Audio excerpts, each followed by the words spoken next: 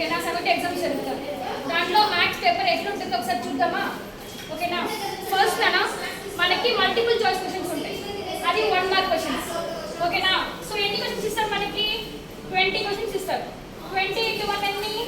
20 so 20 marks మీరు దాంట్లో text books ఓకేనా టెక్స్ట్ బుక్స్ చదివినారంటే దాంట్లో 1 మార్క్ క్వశ్చన్స్ మీరు ఆన్సర్ చేయొచ్చు అర్థమవుతుందా నెక్స్ట్ అది వచ్చి సెక్షన్ ఏ అనేది next we go to section B section B లో మనకి ఏముంటుంది 2 మార్క్స్ క్వశ్చన్స్ ఉంటాయి ఓకేనా 2 మార్క్స్ క్వశ్చన్స్ ఉంటాయి సో ఎన్ని క్వశ్చన్స్ ఉంటుంది మనకి 2 మార్క్స్ క్వశ్చన్స్ 4 ఇస్తారు 4 క్వశ్చన్స్ మనం టోటల్ 4 క్వశ్చన్స్ అటెండ్ చేయాలి సో 4 2s are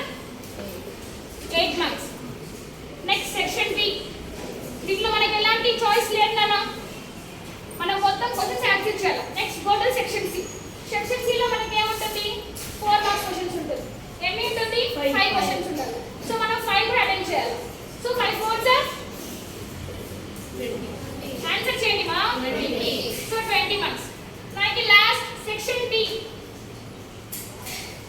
8